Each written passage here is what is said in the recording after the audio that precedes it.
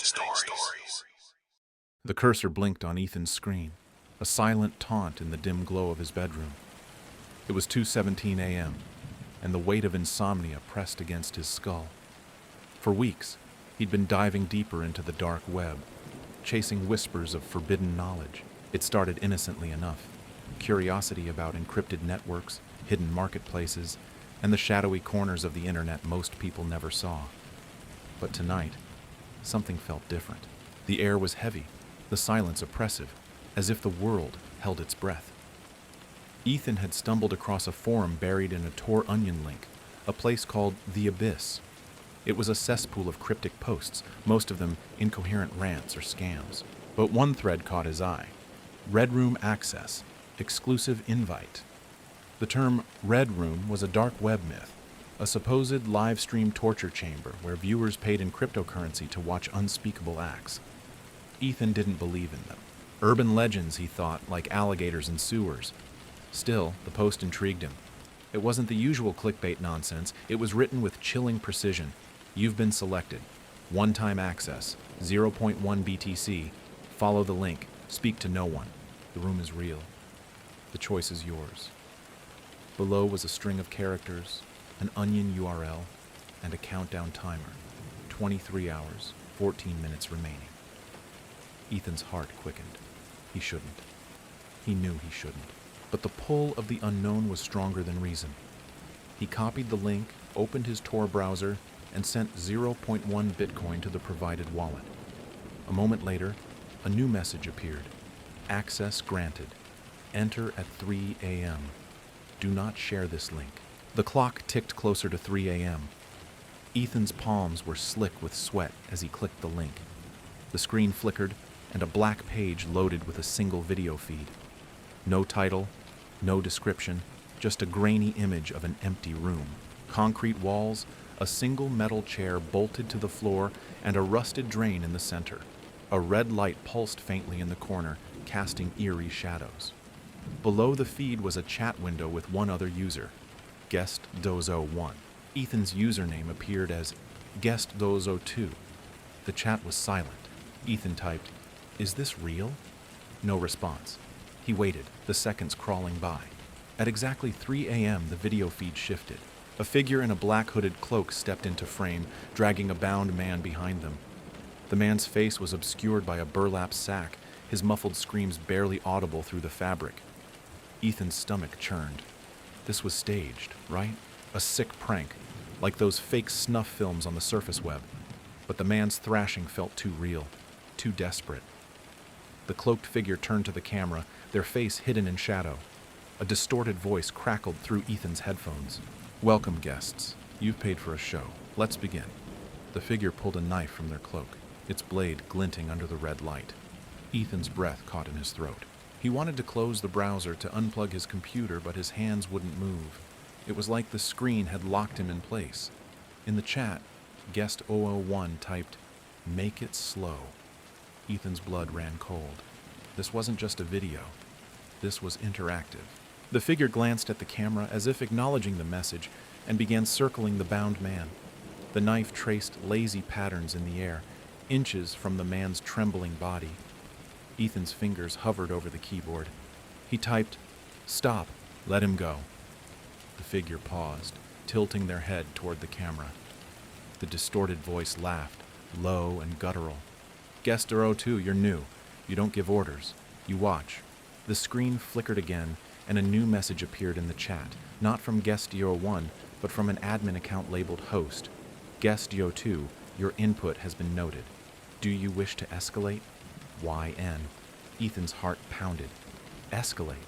What did that mean? He typed N and hit enter. The host responded, "Wise choice. Enjoy the show." The figure resumed their work, dragging the knife across the man's arm. A thin line of blood welled up, and the man's muffled screams grew louder. Ethan's hands shook as he slammed the laptop shut. His room was dark now, the only sound his ragged breathing. He told himself it was fake, a performance for sick voyeurs, but the man's screams echoed in his mind, too raw, too human. He didn't sleep that night.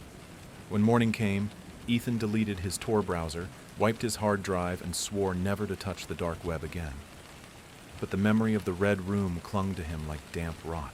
He couldn't shake the feeling that he'd crossed a line, that something had seen him through the screen. Days passed, and Ethan tried to return to normalcy. Work, coffee, scrolling the surface web, anything to drown out the images in his head. But strange things started happening. His phone would buzz with notifications from unknown numbers, messages containing only strings of random characters. His computer, even after a full reset, began opening browsers on its own, displaying blank pages with that same red light pulsing in the corner. At night, he heard faint scratching sounds from inside his walls, like something trying to claw its way out. On the fifth night, Ethan woke to his laptop glowing on his desk. He hadn't touched it in days. The screen showed a new video feed, the same concrete room, the same metal chair. But this time, the chair was empty. The cloaked figure stood in the center, staring directly at the camera. The distorted voice spoke, addressing him by name. "Ethan, you left too soon. You owe us a debt." He yanked the power cord from the wall, his hands trembling so badly he could barely grip it. The screen went black, but the voice continued, now coming from his phone, his TV, every speaker in his apartment. "You can't leave the room, Ethan. You paid to enter. Now you stay." He smashed his phone, unplugged his TV, and barricaded himself in his bedroom. The scratching in the walls grew louder, rhythmic like a heartbeat. His laptop powered on again, despite being unplugged. The red room feed was back, but now the camera panned to a new angle. Ethan's breath stopped. The room wasn't empty anymore. He saw himself bound to the chair, a burlap sack over his head. "No," he whispered, backing away from the screen. "This isn't real." But the figure on the screen stepped closer, holding a knife. The chat window lit up with messages from countless users. Guest 003, Guest 004, Guest 005. They typed in unison, "Make it slow." Ethan stumbled to the door, but it wouldn't budge. The lock was jammed, the handle cold as ice. The scratching in the walls became a deafening roar, and the air grew thick, suffocating. He turned back to the laptop, where his own image thrashed against the chair. The cloaked figure raised the knife, and Ethan felt a sharp pain slice across his arm, though no one was in the room with him. He screamed, clutching his arm. Blood seeped through his fingers, warm and real. The chat erupted with laughter, a cacophony of LOLs and more. The figure on the screen leaned close to the camera, their hood falling back just enough to reveal a void where a face should be. A swirling, endless darkness. "You're in the room now, Ethan," the voice said. Forever. He clawed at the walls, desperate for escape, but the room seemed to shrink around him. The concrete walls of the red room mirrored his own, closing in, the rusted drain now visible in the floor beneath his feet. His reflection in the laptop screen wasn't his bedroom anymore. It was the red room, and he was strapped to the chair. The last thing Ethan saw before the darkness swallowed him was the chat window, filled with thousands of guests, all typing his name. Epilogue weeks later, a new thread appeared on the Abyss. Red Room Access, exclusive invite. The post was identical to the one Ethan had found, with a new countdown timer and a fresh Onion link.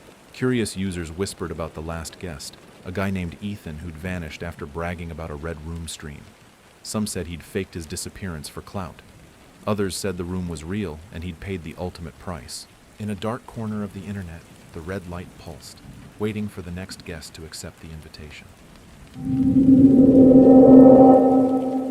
The hum of the laptop fan was the only sound in Mia's apartment, a faint drone against the silence of 3:42 a.m. She hadn't slept properly in days, her nights consumed by the labyrinth of the dark web. It began as a dare from a college friend, an offhand challenge to see how deep the internet's underbelly went. Mia, a computer science major with a knack for bypassing firewalls, took it as a test of skill. She'd navigated onion sites, dodged scams, and even peeked into a few encrypted marketplaces. But tonight she'd found something different, something that made her skin crawl. Deep in a forum called Erebusgate, buried behind layers of Tor routing, a post stood out, Red Room Key, limited access. Mia had heard the rumors about Red Rooms, supposed live streams where paying viewers watched torture unfold in real time, like some twisted pay-per-view. She'd always dismissed them as creepypasta nonsense, elaborate hoaxes for gullible thrill-seekers. But this post was oddly specific. No hype, no emojis, just cold instructions. Access granted to one viewer. 0.05 BTC. Link active for 12 hours. Enter alone. Tell no one. A timer ticked below. 11 hours, 3 minutes remaining. Mia's pulse quickened. She shouldn't. She knew she shouldn't. But the allure of the forbidden was a hook in her mind, pulling her closer. What if it was real? What if she could see it, prove it was fake, and walk away with a story no one else had? She sent the Bitcoin, her fingers trembling as she copied the Onion link into her Tor browser. The page loaded slowly, a black screen with a single video feed. The room was stark. Concrete walls stained with damp, a metal table bolted to the floor, and a flickering red bulb casting jagged shadows. A chat window sat below, empty except for her username. Keyholder Zo1. No other users. No sound. Just the empty room. Waiting. Mia stared at the screen, her reflection faintly visible in the monitor's glow. At exactly 4 a.m. the feed shifted. A figure in a tattered gray cloak stepped into frame, their face obscured by a hood. They carried a small wooden box, which they placed on the table with deliberate care. Mia's breath hitched. The figure turned to the camera, and a distorted voice rasped through her headphones. "Welcome, Keyholder. You've unlocked the room. The show begins when you choose." Choose? Mia frowned. The chat window blinked, and a message from host appeared. "Open the box? YN?" Her mouth went dry. This was interactive, like a game. She typed N, her instincts screaming to back out. The figure tilted their head, as if disappointed, and the voice spoke again. "Cowardice has a price. Try again." The screen flickered, and the room changed. The walls seemed closer, the red light pulsing faster. The figure opened the box, revealing a set of rusted tools, pliers, a scalpel, a hammer. Mia's stomach twisted. This was fake, she told herself. A sick performance like those viral prank videos. But then, the figure dragged a chair into frame, and someone was tied to it. A woman, gagged, her eyes wide with terror. Mia's hands froze over the keyboard. The woman's muffled cries were too real, too raw. The chat blinked again. "Choose a tool, or we choose for you." Mia's heart pounded. She typed, "This isn't real. Stop it." The figure laughed, a low, guttural sound that seemed to vibrate through her skull. "Keyholder Zo1, you paid to play. You don't leave until the game is over." Mia tried to close the browser, but the window wouldn't budge. She hit the power button, but the laptop stayed on, the feed unyielding. The figure picked up the scalpel, holding it up to the camera like an offering. The woman's screams grew louder, and Mia clapped her hands over her ears, but the sound was inside her head now, inescapable. The chat filled with new messages, not from her, but from other users. Keyholder 02, Keyholder 03, Keyholder 04. They typed in unison. "Cut her."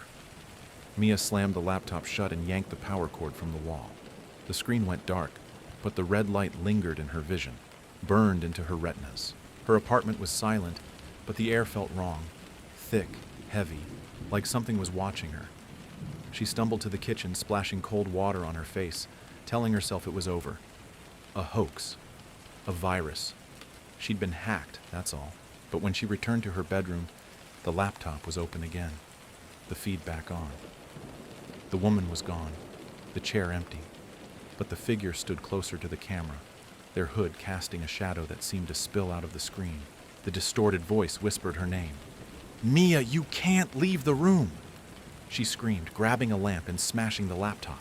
Sparks flew and the screen cracked, but the voice didn't stop. It came from her phone now, then her smart speaker, a chorus of whispers. "You paid. You stay." Mia ran to the door, but the lock wouldn't turn. The windows wouldn't open. Her apartment felt smaller, the walls pressing in, the floor cold and rough like concrete. Her phone buzzed, displaying a new message from an unknown number. A string of numbers and letters, another Onion link. She deleted it, but it reappeared. Her laptop powered on again, the cracked screen flickering to life. The red room was back, but now the camera panned to a new angle. Mia's blood froze. She saw herself, tied to the chair, her own face staring back in terror. "No!" she shouted, backing against the wall. The figure on the screen stepped closer, holding the scalpel. The chat erupted with messages. Keyholders 05, Keyholders 06, Keyholders 07. They typed, "Make her scream." Mia felt a sharp sting across her cheek, and blood trickled down her face, though no one was in the room with her. She clawed at the walls, her nails breaking against the now concrete surface. The red light pulsed in her peripheral vision, growing brighter, louder, like a heartbeat. She stumbled to the bathroom, locking the door, but the mirror reflected not her apartment but the red room. Her own image, bound and gagged, stared back. The figure appeared behind her reflection, raising the scalpel. Mia turned, but no one was there. Yet the pain came again, a slice across her arm. She screamed, blood pooling on the floor, which now had a rusted drain in its center. The whispers grew louder, a cacophony of voices from every device, every wall. "You're in the room now, Mia. Forever." She tried to call for help, but her phone displayed only the red room feed, her own terrified face filling the screen. The chat was a flood of messages now, hundreds of keyholders demanding more, their words a digital chant. Break her. Mia sank to the floor, her vision blurring. The walls were gone, replaced by the concrete of the red room. The figure loomed over her, its hood falling back to reveal nothing. A void where a face should be, swallowing the light. The last thing she saw was the scalpel descending and the chat cheering as the red light consumed her.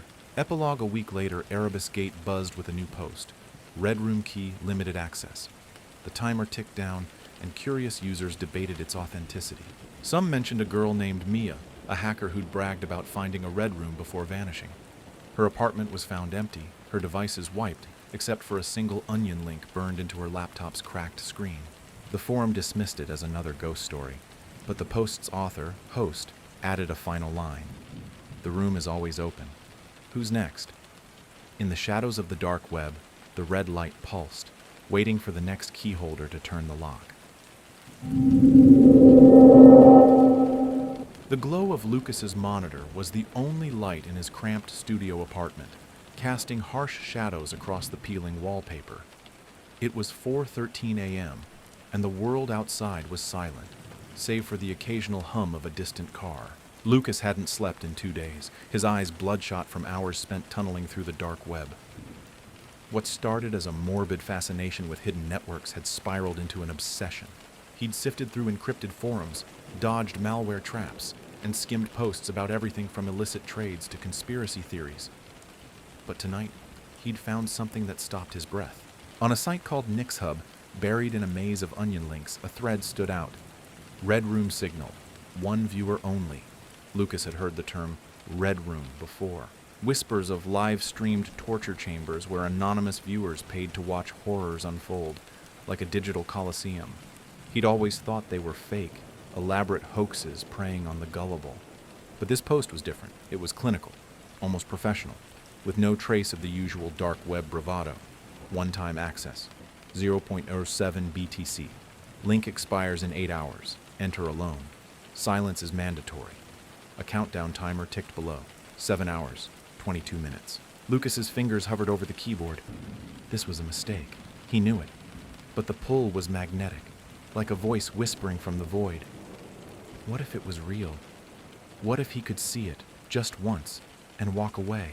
He sent the Bitcoin, his heart hammering as he copied the onion link into his Tor browser. A confirmation message appeared. Signal received. Access at 5 a.m. Do not speak. The page loaded at exactly 5 a.m., revealing a black screen with a single video feed. The room was stark, concrete walls slick with moisture, a steel chair bolted to the floor, and a single red bulb pulsing like a dying star. A drain in the center of the floor gleamed faintly, as if freshly cleaned. Below the feed was a chat window, empty except for Lucas's username. Signal Mono 1. No other users. No sound. Just the room. Waiting. Lucas leaned closer, his breath shallow. The silence was oppressive, broken only by the faint hum of his laptop. At 5:03 a.m., the feed flickered. A figure in a featureless black mask and tattered robes stepped into frame, dragging a bound man behind them. The man was hooded, his wrists zip-tied, his muffled whimpers barely audible. Lucas's stomach lurched. This was staged, right? A performance for sick thrill seekers. But the man's trembling, the way his body jerked against the restraints, felt too real. The figure turned to the camera, their mask reflecting the red light like a void. A distorted voice crackled through Lucas's headphones. "Signal 01, you've tuned in. The show is yours." The chat blinked with a message from host. "Choose the method, or we choose for you." Lucas's mouth went dry. Choose? This wasn't just a stream. It was a game. He typed, "This isn't real. Stop." The figure tilted their head, and the voice laughed, sharp and mechanical. "You paid for the signal, Lucas. You don't turn it off." They knew his name. His real name. Lucas's blood ran cold. He tried to close the browser, but the window was locked. He hit the power button, but the laptop stayed on, the feed unyielding. The figure opened a metal case on the floor, revealing an array of tools. A scalpel, a blowtorch, a pair of shears. The man in the chair thrashed harder, his muffled screams piercing the silence. The chat flashed again. Scalpel, torch, or shears? Reply now. Lucas's hands shook. He typed, "None. Let him go."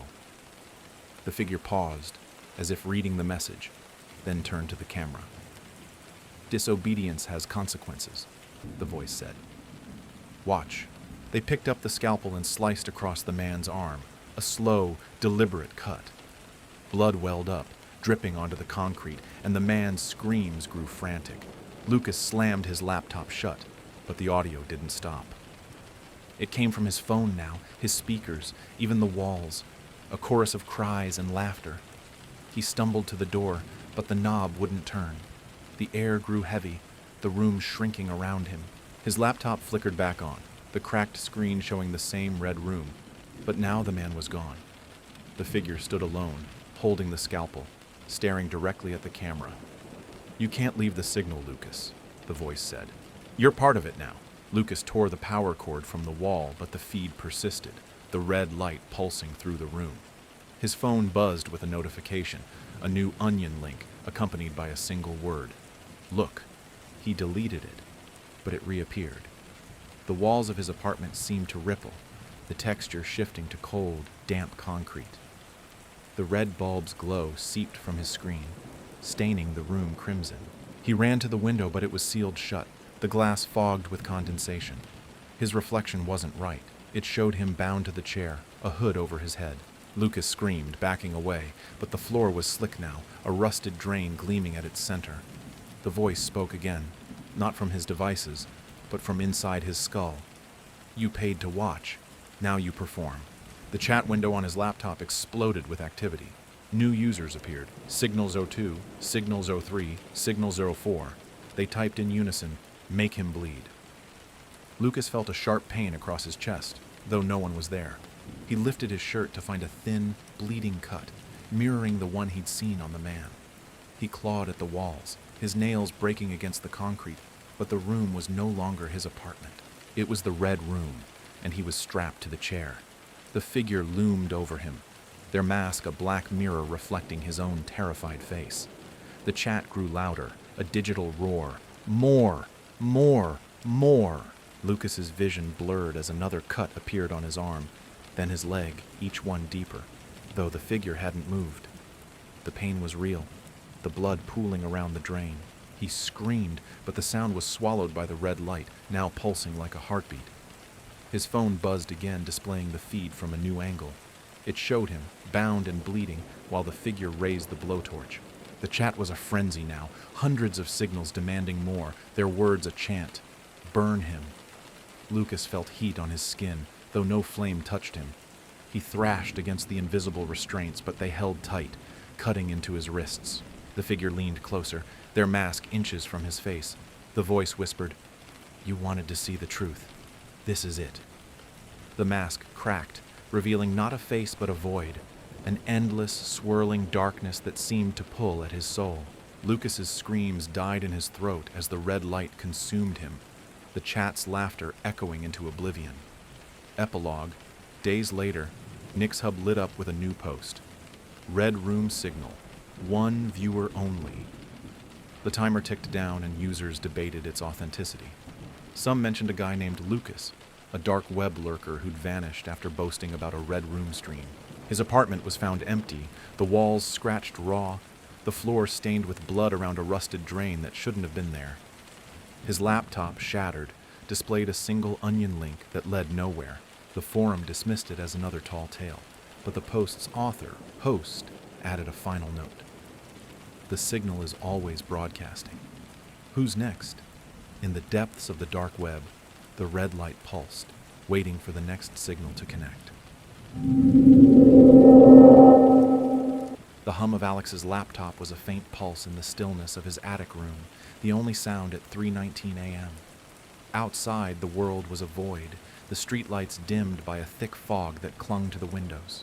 For weeks, Alex had been lost in the dark web, chasing the thrill of forbidden knowledge. As a self-taught coder with a penchant for breaking systems, he'd started with curiosity, exploring onion sites, bypassing paywalls, and skimming forums filled with cryptic rants and scams. But tonight, he'd stumbled onto something that made his skin prickle. On a site called Ecliptic Void, hidden deep in a tangle of Tor links, a post glowed like a warning. Red Room Threshold.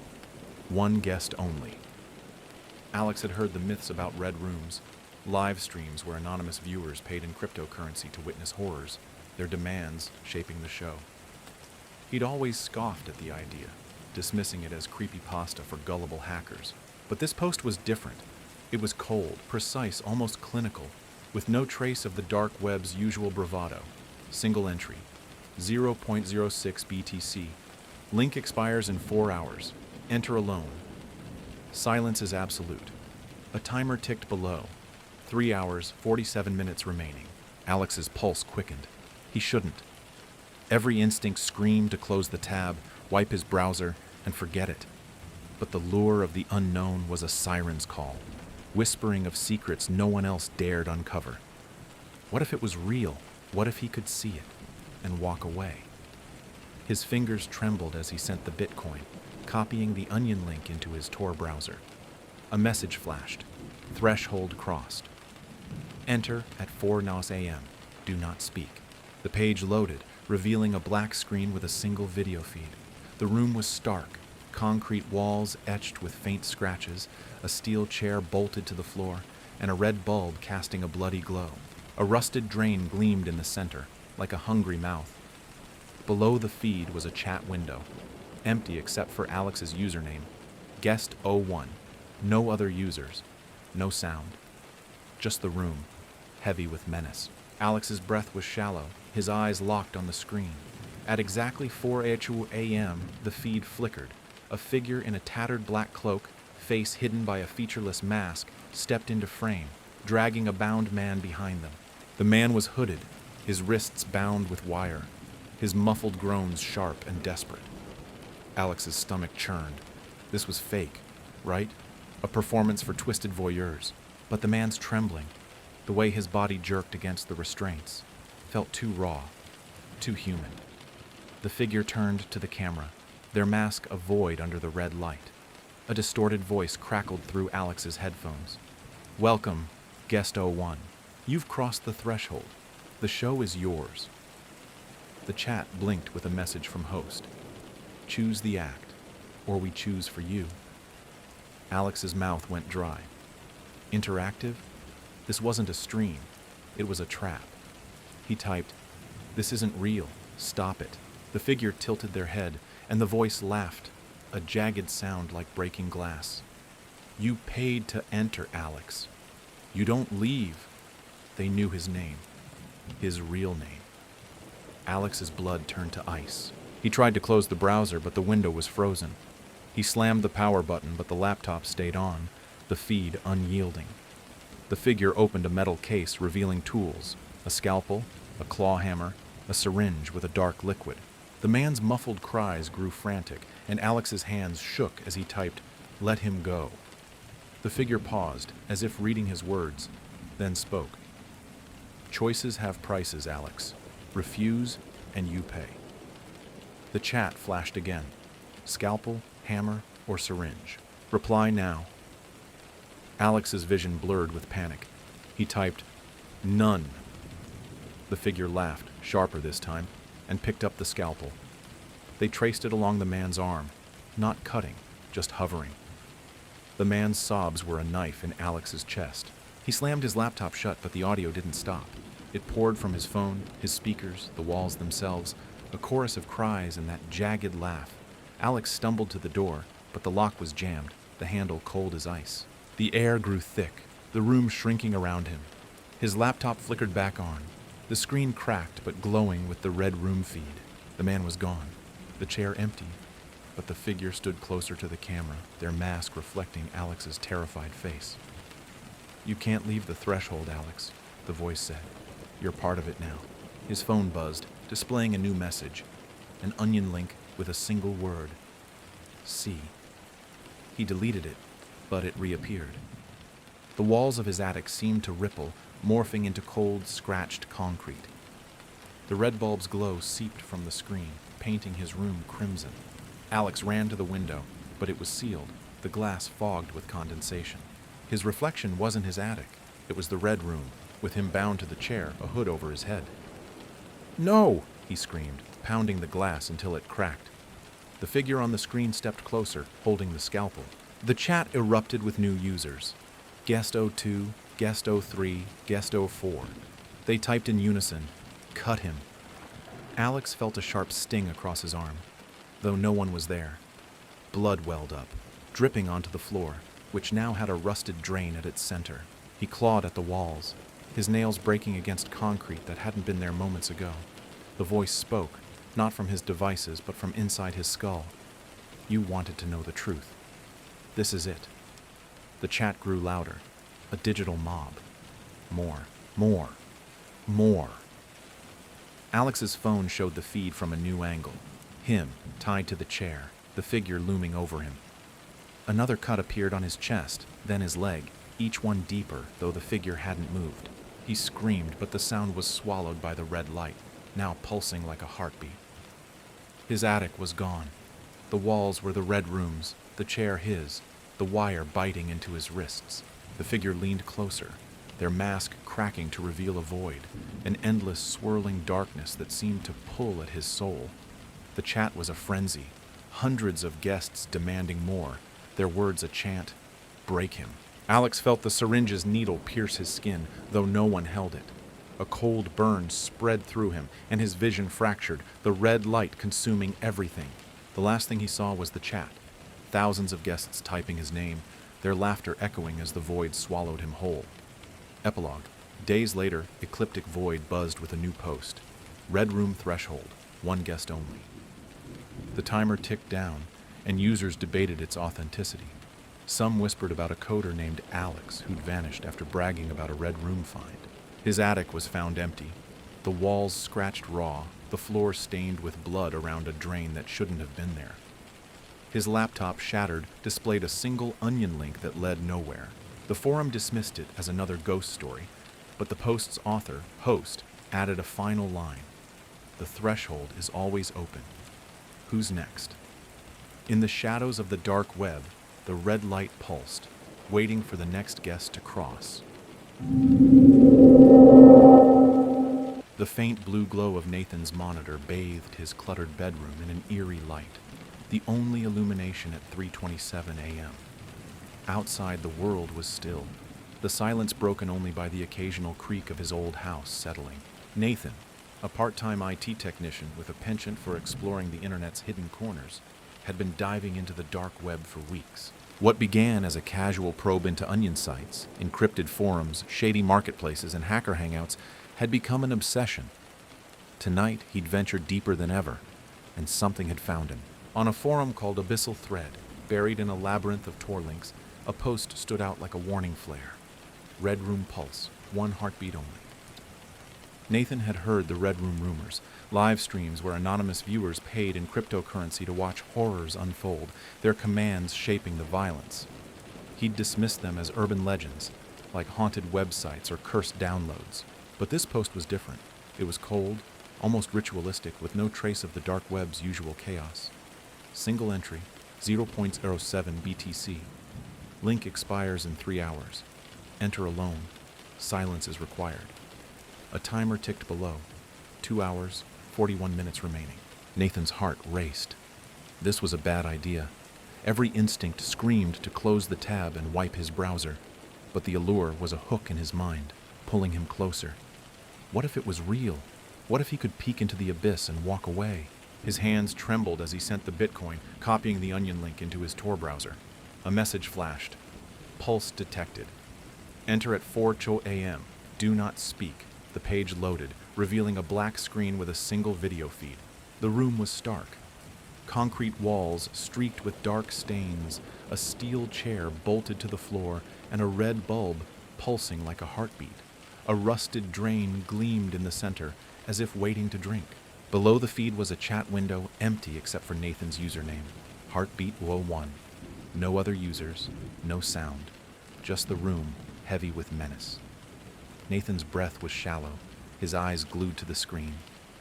At exactly 4 a.m., the feed flickered. A figure in a hooded cloak, their face hidden by a featureless black mask, stepped into frame, dragging a bound man behind them. The man was blindfolded, his wrists tied with wire, his muffled groans sharp and desperate. Nathan's stomach twisted. This was fake, right? A staged performance for sick voyeurs. But the man's trembling, the raw panic in his movements, felt too real. The figure faced the camera, their mask reflecting the red light like a void. A distorted voice crackled through Nathan's headphones. Welcome, Heartbeat01. The pulse is yours. The chat blinked with a message from host. Choose the rhythm, or we choose for you.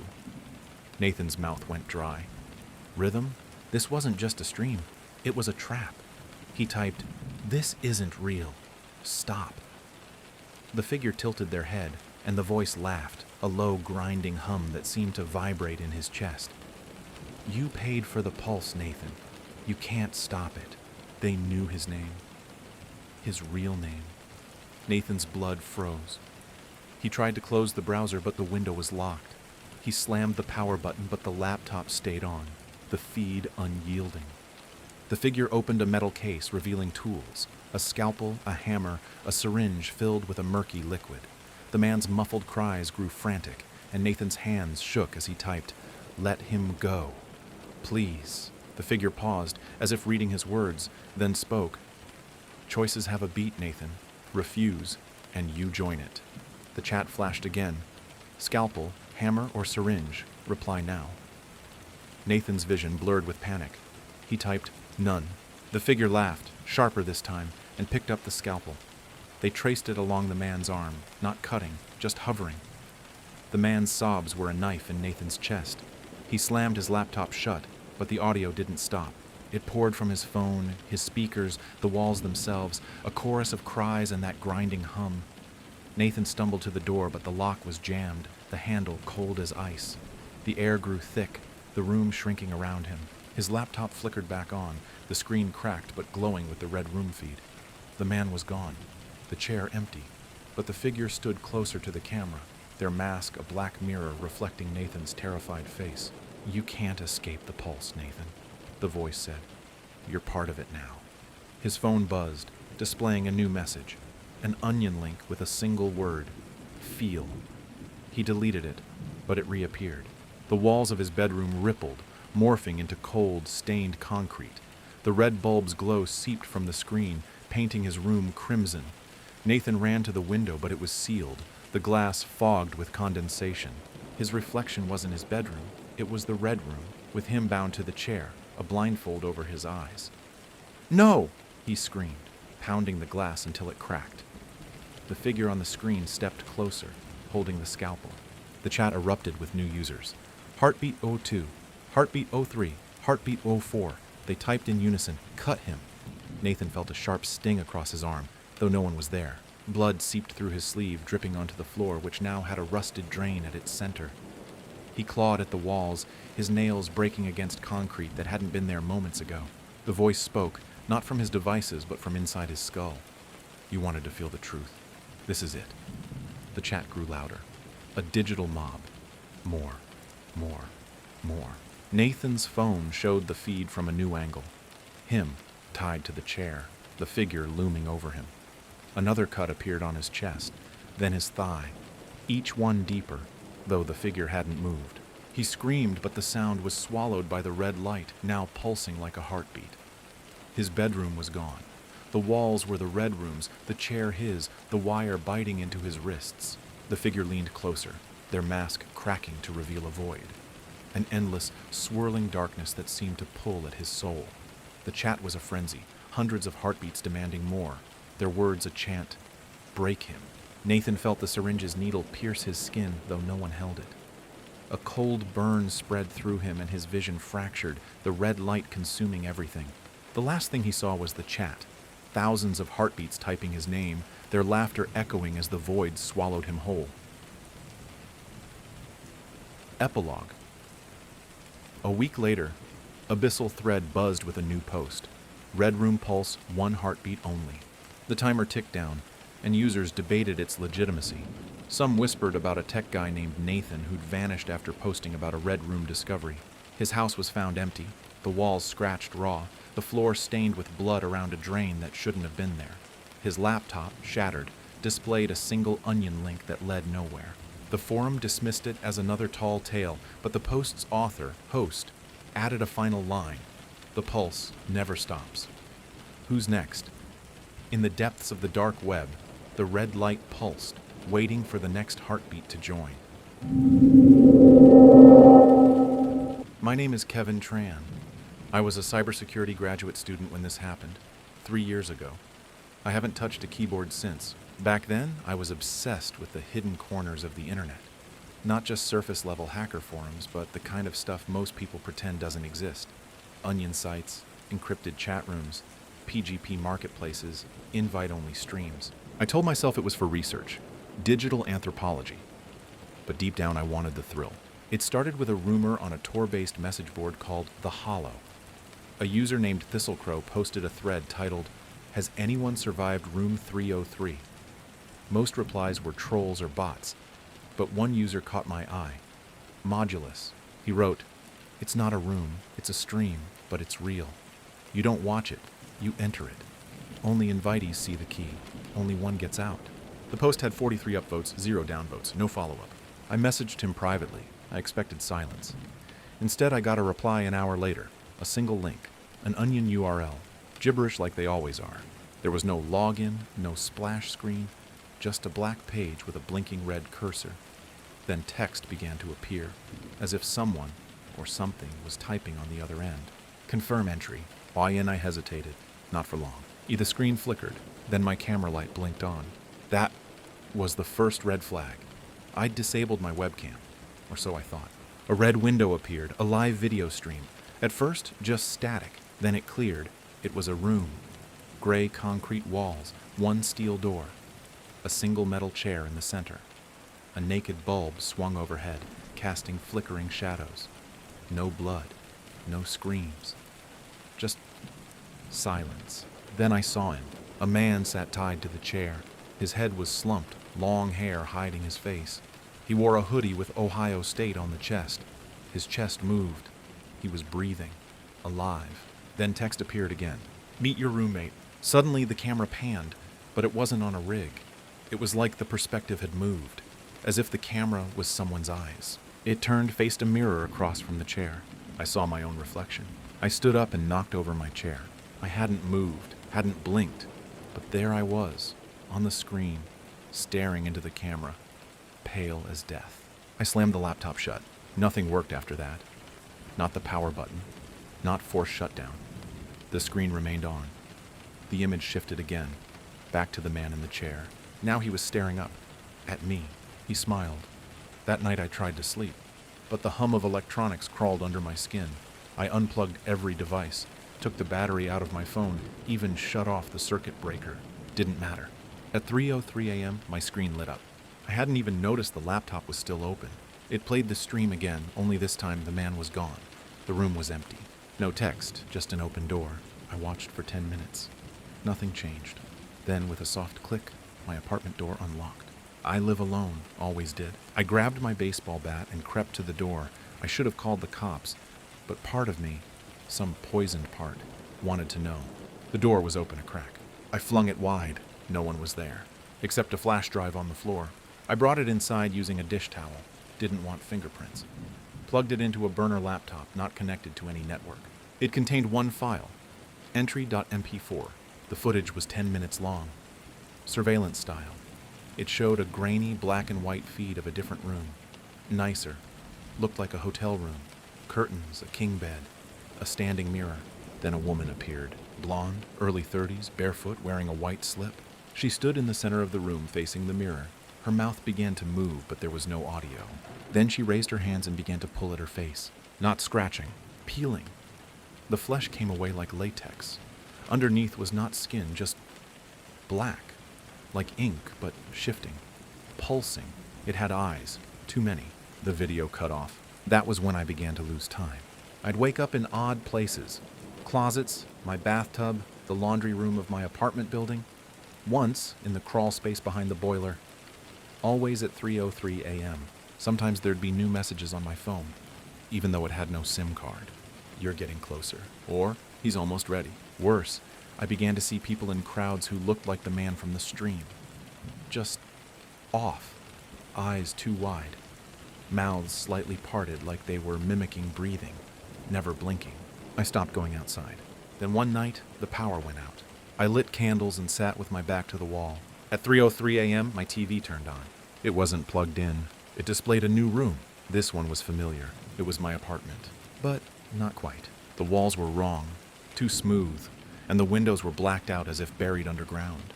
There was a chair in the center, the same metal one. A figure entered. Me.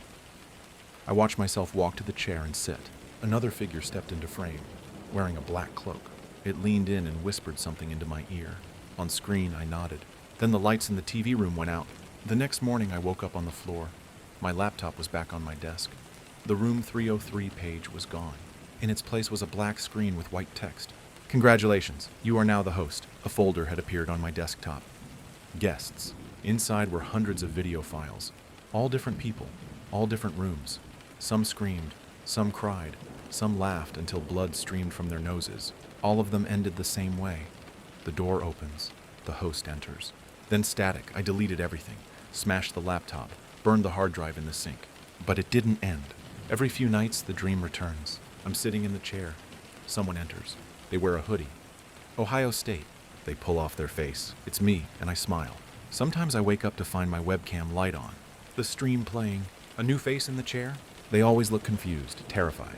I don't remember filming them, but I always watch, and I always smile. I never should have clicked the link. I'm not a hacker or some cyber vigilante. I'm just a guy who got curious when he shouldn't have. I had a boring IT job and too much time on my hands. When I wasn't gaming, I was exploring weird corners of the internet, abandoned forums, encrypted chat rooms, dark web marketplaces. I never bought anything. I was just fascinated. That was my first mistake. It started on a private subreddit called r/netnarrow. Invite only. The kind of place where people posted screenshots of old Onion sites, encrypted radio logs, and strange live streams with no clear origin. One thread caught my eye. Title, "Anyone ever seen a real Red Room?" Posted by You Who Watches Me. Most replies were jokes, memes, creepypasta references. But buried halfway down was a comment from a deleted account. "You don't find the Red Room. It finds you once you've watched enough. If you see the door, don't open it." Right below that was a string of random characters. An Onion address. I wasn't stupid. I knew the rumors. Red Rooms were supposed to be live torture streams hidden deep in the dark web, broadcast for sick people who paid in Bitcoin to choose what happened next. Most said they were hoaxes. No confirmed evidence, no arrests, just fear-fueled urban legends. But the curiosity was louder than caution. So I fired up Tails OS, connected through a secure VPN, and loaded the Tor browser. I copied the Onion address into the search bar and waited. The screen went black. Then text appeared. "Welcome to the viewer.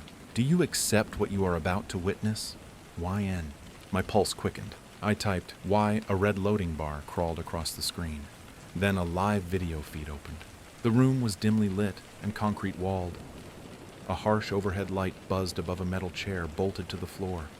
Heavy chains hung from the ceiling. The only color came from a single feature. A bright red door in the back wall. It had no knob, just a black latch. The room was empty, silent still. Then a figure was pushed through the red door. A young man, probably in his 20s. Blindfolded, wrists bound behind his back. He stumbled, fell to his knees, tried to scream. Duct tape muffled his voice. He writhed like a worm, panicking, trying to stand. A minute passed. Then the chat opened beside the feed. Moderator. Welcome new observers. User 237. Fresh one. Just dropped. Cruel one. I bet he cracks fast. User 66. How long till the host enters? I tried typing. Me. What is this? Is this real? No one responded. Another message blinked on screen. Moderator. Observer 293. Your participation is acknowledged. You may now vote. A menu popped up below the video. Choose first action. Remove blindfold. Remove tape. Cut left arm. Shock test. My mouse hovered. I didn't click anything, but a timer counted down. Time remaining 10, 9, 8. I panicked and clicked remove blindfold, thinking it was the most harmless. The screen pulsed red. From the door, another figure entered, face hidden behind a mirrored mask, wearing surgical gloves and a black hood. They walked slowly to the man, pulled off the blindfold. The man looked around, blinking. Then he saw the camera, saw me, and began to scream through the tape. That's when it hit me. He could see us. My hands shook. I slammed my laptop shut. Still, I heard the buzzing, the high-pitched whine of the overhead light, a scream echoing faintly, as if it came from inside the room, not through the speakers, but around me. I powered off the machine, yanked the plug. The screen stayed on for 3 more seconds before going black. I didn't sleep that night. The next day, I found a message on my phone from an unknown number. Thank you for observing. Session number 1 of 3 complete. See you soon. I hadn't given anyone my number. That SIM was brand new. I tried to forget, told myself it was a really elaborate horror site, fake, staged. But that night at 3:03 a.m., my phone screen lit up. It wasn't a message. It was a live stream. I hadn't opened anything. No app, no browser. Just the same room, same red door. This time a different victim. A woman, older, maybe in her 40s. Crying, mouth stitched shut. My screen vibrated. A new poll appeared. Observer 291 you are now host eligible. Would you like to control the next session? No. I hit no. It didn't matter. The stream cut out. Then a message appeared. You have been marked. I tried everything after that. Factory reset, changed phones, bought new devices, moved apartments, switched Wi-Fi networks. Nothing helped. Every night, same time, 3:03 a.m., a stream would begin. Victim after victim. Red door always opening. Mirrored mask always entering. And the worst part? The figure was starting to look like me. Same height, same posture, same twitch in the left shoulder I've had since high school. One night I saw a scar on its hand. The same one I got when I fell through a glass door as a kid. It was me. The next night I didn't get a stream. I got a download. It installed itself before I could stop it. No application name, just a single executable. Session 3.x. I opened it. A live feed appeared. It showed my room. Right now, me at my desk, typing this story. My webcam light turned on. Then the chat opened beside the feed. Moderator. Final session begins. Thank you, Observer 2913. Host Towson. Ready for the red door. I heard a click behind me. Turned. My closet door, the one I always keep locked, was open. Inside. Red paint. A latch. It wasn't a closet. It was a door. And it had always been there. Waiting. I don't know if anyone will read this. I'm posting it everywhere I can. Reddit. Pastebin. Discord. Even Craigslist. If you see a link to a red room, don't click. If someone sends you a video, don't open it. If you wake up at 3:03 a.m., don't look at the screen. Once you've seen it, it sees you. And once the red door opens, you never get to close it again. The dark web is a shadow cast by the internet's gleaming surface, a place where anonymity cloaks both the curious and the depraved. Most who venture there are thrill seekers, chasing forbidden knowledge or illicit goods. I was one of them, at least at first. My name is Ethan, and I'm a freelance coder with a knack for cracking systems that aren't meant to be cracked. It was a hobby, not an obsession, until I stumbled across something that should have stayed buried. It started innocently enough. Late one night, fueled by coffee and curiosity, I was poking around a hidden forum I'd found through a Tor browser. The dark web is a maze of dead ends and cryptic threads, but this forum, called The Hollow, was different. It wasn't selling drugs or weapons. It was a ghost town of posts about obscure tech, encrypted signals, abandoned servers, and whispers of something called the broadcast. Most of the threads were years old, their users long gone, but one post, time-stamped just hours earlier, caught my eye. Found the signal again. It's stronger now. Coordinates: 476062 degree N, 122.3321 degree W. Anyone else picking this up? The coordinates pointed to Seattle, my city. I checked the user's profile. Blank, no history, just a handle.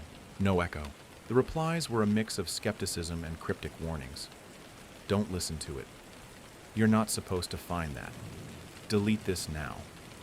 Intrigued, I dug deeper. The thread mentioned a frequency: 462, 5625 megahertz, part of the family radio service band, typically used for walkie-talkies. Harmless, right? But the warnings gnawed at me. Why the fear? I had an old software-defined radio, SDR, collecting dust in my closet. On a whim, I hooked it up to my laptop, tuned it to the frequency, and waited. Static hissed through my headphones, a low drone that felt like it was pressing against my skull. Then, a voice, distorted, guttural, like it was scraped from the bottom of a well, cut through. 7, 3, 9. Release. The gate. The words looped, mechanical yet alive, each syllable dragging like a blade across stone. I froze, my finger hovering over the mute button. The voice didn't sound human, but it wasn't synthetic either. It was wrong. I checked the forum again. A new reply from No Echo. It's not just a signal. It's a key. Don't open the door. My heart thudded. I yanked off the headphones and shut down the SDR. The silence in my apartment felt heavier than the static. I told myself it was a prank, some elaborate ARG played by bored hackers. But the coordinates, the specificity, it felt too real. I cross-referenced the location online. An abandoned warehouse in Seattle's industrial district, boarded up since the 90s. Against my better judgment, I kept digging. The next night, I returned to the Hollow. The thread was gone, deleted, or hidden. I messaged No Echo directly, asking what they meant by the door. No reply. I scoured other dark web forums, piecing together fragments. The broadcast wasn't new. Posts dating back a decade mentioned it. Always the same frequency, always tied to coordinates worldwide, always followed by disappearances. One user claimed the signal wasn't a broadcast, but a beacon, summoning something from beyond.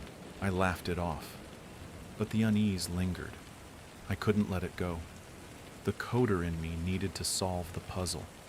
I drove to the warehouse the next evening, a crumbling relic surrounded by rusted chain-link fences. The air smelled of oil and decay, and the building loomed like a corpse left to rot. I brought my SDR, a flashlight, and a crowbar, telling myself I'd just take a quick look. The front door was boarded shut, but a side entrance gave way with a groan.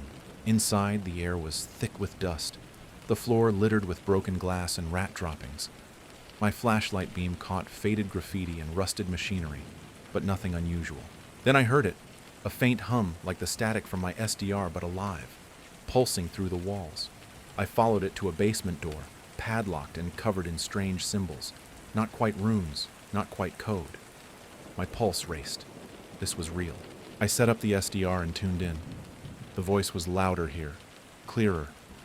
7, 3, 9. Release. The gate. It wasn't coming from the radio anymore. It was in the air, vibrating in my bones. My hands shook as I pulled out my phone to record it. The signal spiked, and my screen glitched, displaying a string of numbers. 739. The same as the voice. I backed away, but the hum grew louder, the symbols on the door glowing faintly, like they were waking up. I should have run. Instead, I posted about it on the Hollow, including the coordinates and the number sequence. Within minutes, replies flooded in. "You idiot, you activated it. Get out now. They're coming." I didn't know who they were, but the panic in the messages was contagious. I grabbed my gear and bolted, the hum chasing me up the stairs. Outside, the night felt wrong, too still, too dark, like the world was holding its breath. Back home, I locked every door and dove back into the Hollow. My post had vanished, and my account was banned. I tried messaging No Echo again, but their profile was gone.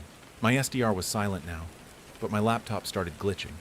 Random files opening, strings of 739 repeating across my screen. I unplugged everything, but the numbers kept appearing, burned into my monitor like digital scars. Sleep was impossible. Every creak in my apartment sounded like footsteps. Around 3 a.m., my phone buzzed with a notification from an unknown app, one I hadn't installed. It opened to a live feed, a grainy fisheye view of my own apartment, my silhouette hunched over the phone. I dropped it, heart hammering, and searched every corner. No cameras, no wires, nothing. When I picked up the phone again, the feed was gone, replaced by a single message. You opened the door. The next day I noticed the first signs. Shadows in my peripheral vision, always gone when I turned. Whispers in the static of my TV even when it was off. I tried to rationalize it. Stress, lack of sleep. But then the emails started. Anonymous, no sender, just coordinates and the number 739 over and over. I traced one set of coordinates to an abandoned hospital in rural Oregon. Another pointed to a derelict factory in Detroit. Each location was tied to old dark web posts about missing people, all linked to the broadcast. I stopped going online, but the world kept closing in. My neighbors started acting strange, staring too long, muttering numbers under their breath. One night, I caught my landlord standing outside my door, just listening. When I confronted him, he smiled and said, 739, before walking away. I started sleeping with a knife under my pillow. Desperate, I drove back to the warehouse thinking I could undo whatever I'd started. The symbols on the basement door were gone, replaced by a single word carved into the wood. Open. The hum was deafening now, shaking the walls, my teeth, my thoughts. I didn't touch the door. I couldn't. But as I turned to leave, I saw them. Figures in the shadows, humanoid but wrong, their limbs too long, their faces blank. They didn't move, didn't speak, just watched. I ran, their presence a weight on my back. Back home, I found my apartment trashed, my laptop smashed, the SDR reduced to twisted metal. The walls were covered in 739, scratched into the paint. I packed a bag and left, crashing at a motel on the edge of town. But the signal followed. My radio, unplugged, crackled to life. You opened the gate. The shadows were closer now, slipping through the cracks under doors, pooling in corners like ink. I'm writing this from a library computer, the only place I feel safe for now. I don't know what the broadcast is, or what I unleashed. The dark web is full of traps. But this wasn't a prank or a virus. It's something older, something that uses the web like a net to catch the curious. I've seen posts on the Hollow again, new ones, with my name, my coordinates. They're tracking me, or it is. If you find this, don't tune into 462.5625 MHz. Don't follow the coordinates. And if you see 739, run. The door is open and something's coming through. It started as a dare. Nothing serious. Just some late-night boredom, a few beers, and a bunch of us in a Discord voice call talking about internet legends. Creepypastas, ARGs, you name it. When someone brought up Red Rooms, everyone had a story. They're fake. It's just an urban legend. No one's ever found a real one. And then Mike said, I bet I can find one. We laughed. Then I made the mistake of joining him. Mike was the kind of guy who knew his way around VPNs, encrypted channels, onion sites. Not a hacker, just a digital explorer. He sent me a message on Signal later that night. Found something. Real time. Needs a password. I ignored it at first, but curiosity's a powerful drug. At 1:12 a.m., he sent me a link. http r-23sclj.onion. And one word, Noctral. I logged into my burner laptop, fired up Tails OS, masked my IP twice, and opened the Tor browser. For what it's worth, I knew better. Every instinct told me this was a hoax, or a trap. But I entered the password. The screen went black. Then text appeared. Welcome to the door. You are now viewing session LAR-156. Do not interfere. The video stream began to buffer. My camera light blinked on. I hadn't touched it. The screen revealed a dimly lit room. Concrete walls. No windows. A red steel door at the back. A metal chair in the center, bolted to the floor. A man was tied to it, head slumped. Shirtless, bleeding. A chat box appeared to the right. People were typing. Phyllis 99. Took long enough. Meet room admin. Session active. Welcome new viewer. Synth circle. Looks like he's still breathing. Fix that. Red eyes. Open the poll already. Then the poll popped up. How should we begin? Eyes. Teeth. Nails. Wake him first. The votes came in fast. Nails won. A figure entered through the red door. Face hidden by a cracked porcelain mask. Dressed in surgical scrubs. No music, no theatrics. They just walked up, held up a rusted pair of pliers, and started pulling. The man's body jerked. There was no sound, just the faint click of each nail being yanked. I tried to close the tab. Wouldn't work. Tried to shut down. The stream stayed open. Then the screen flashed red. Text appeared. Do not look away. My camera light turned on again. Then the figure on the screen turned to face me. I shut the laptop and threw it across the room. Didn't sleep. Couldn't. At 3:03 a.m., my phone vibrated. No number, just a message. You're in the stream now. I tried to tell Mike the next day. He didn't respond. His Discord account was deleted. Signal showed last seen, never. He was just gone. I checked our mutuals. Nobody knew where he was. 3 days later, I got a package in the mail. No return address. Inside, a USB drive. I plugged it into a quarantined laptop. It contained a single file, laststream.mp4. It was raw footage, security cam style. At first, it was just static. Then it showed Mike bound to a chair. Same room, same red door. He was crying, screaming, pleading. The masked figure entered. Mike looked up and froze, as if he recognized them. Then the video cut to black. Text appeared on the screen. One viewer replaces another. That night, the stream returned. This time, it wasn't a website. It just started. On every device I owned, my TV, my phone, my old iPad I hadn't turned on in 2 years. Same room, empty. No victim, just the chair. And a single caption. Awaiting subject you. I lost my job, stopped eating, sleeping, covered my webcam with tape, sold my electronics, moved out of my apartment. It didn't matter. At 3:03 a.m., the nearest screen would light up. Once it appeared in a hotel mirror, reflected like it was behind the glass. Same red room, the door slightly ajar. Whispers would follow me everywhere. Snippets of chat messages spoken aloud by unseen mouths. Eyes next. You can't leave now. They're watching you watch. I tried reporting it to the police. They took one look at me and called a crisis counselor. Understandable. I looked like hell. Pale, hollow-eyed, paranoid, talking about murder streams and red doors, but I knew what I'd seen. And worse, what I was becoming. One night I dreamt I was in the chair. Then the next night, I dreamt I was the one wearing the mask, holding the pliers. The final straw came when I woke up at 3:03 a.m., standing in front of my bathroom mirror, holding a knife. I didn't remember getting out of bed. On the counter beside me, a small note, in my own handwriting. One more session. I knew what I had to do. I found an old burner phone, connected to public Wi-Fi, and accessed the Tor network one last time. Typed the address from memory. The site welcomed me back. Welcome, returning host. Final session number 157. Are you ready to begin? I clicked yes. The stream loaded.